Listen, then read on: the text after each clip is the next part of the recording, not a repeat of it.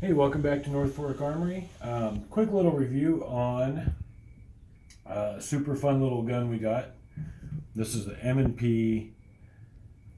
This is the 22 caliber. So it shoots 22 long rifle. Got a little 10 round magazine. Here's a couple things I really like. So we got this because, well, they're fun to shoot and also good for teaching kids. So the nice thing is you can pull that follower down, makes loading a lot easier, especially for little kids.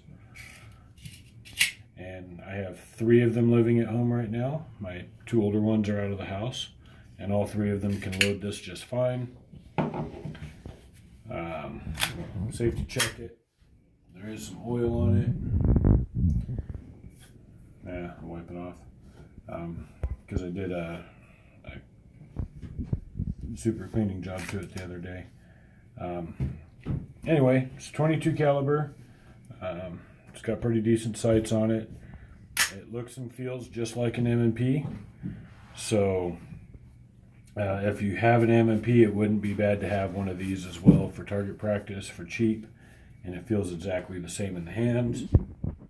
And yeah, super nice. Really like it. So a couple little things on it.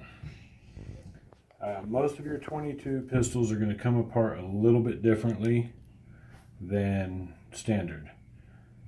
So on this one, rather than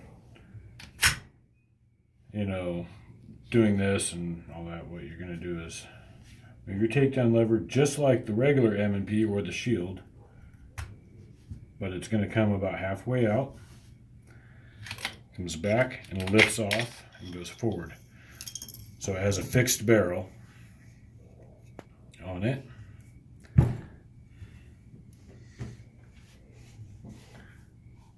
So there we go.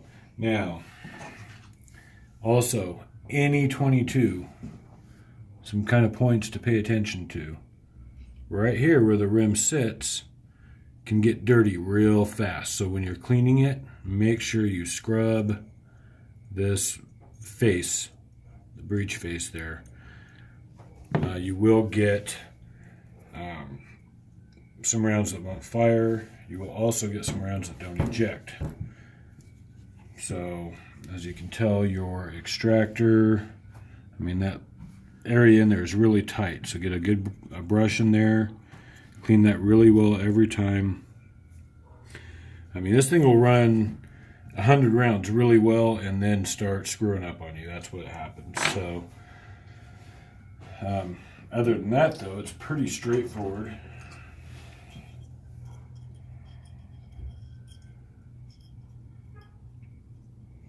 So I oiled this the other day with CLP, and I can tell it's loosening up some of that stuff that built up. Good.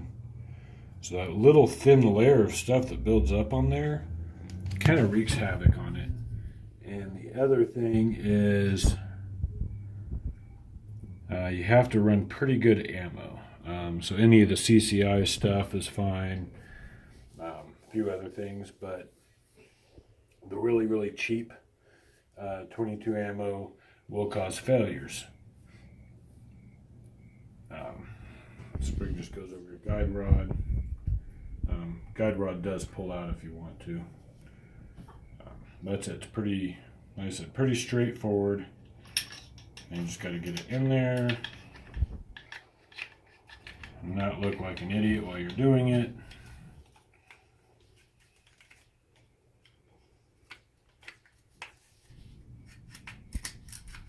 Get it back down. Lock it in. There you go. It does have a disconnect, so it does not dry fire as far as that goes. But overall, good. So a couple of things I like to do with it. And since 2 of my kids are in here watching, we don't use the safety. We don't do safeties in our house.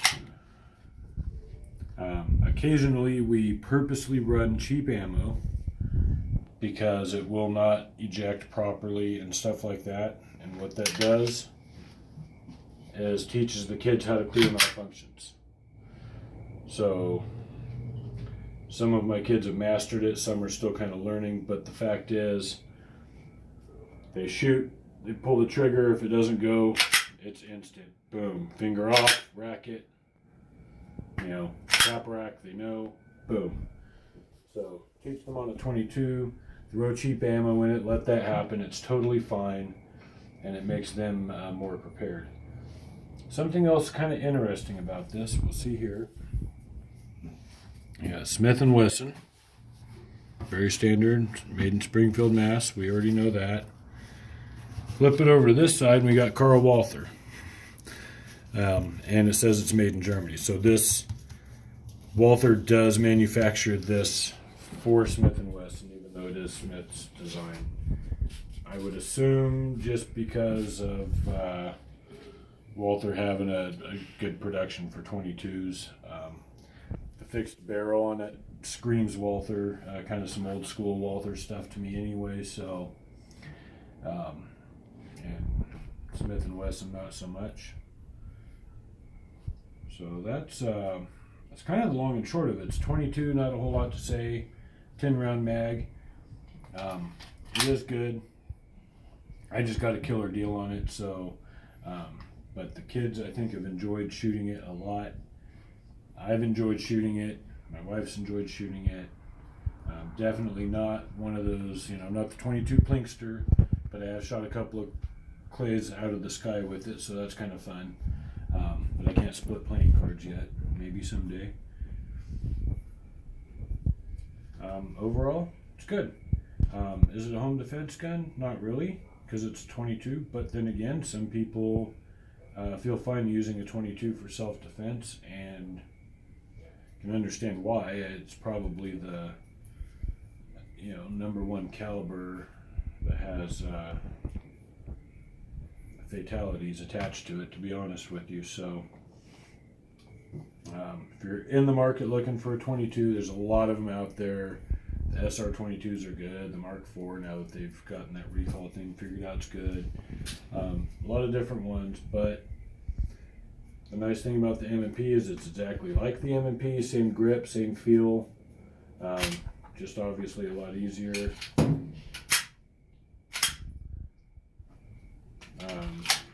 manipulate. Good for teaching kids. They get their tiny little hands around that fat grip, and they're on it. And I'm going to look into doing a stippling job on this soon. I think that'll be my next one. Alright, so thanks for watching the video. Hit like, subscribe. Quick little 22. I've got some more coming up, and some how-to videos. Some others coming up. But like and subscribe this. We don't do anything. We're not sponsored by anyone. We're not taking money from anyone. So there's not a bunch of links for you to go visit other Patreon sites or any of that. I just want to share my experience with fine folks of America. So keep watching. Stay safe out there, everyone. And until next time, carry on.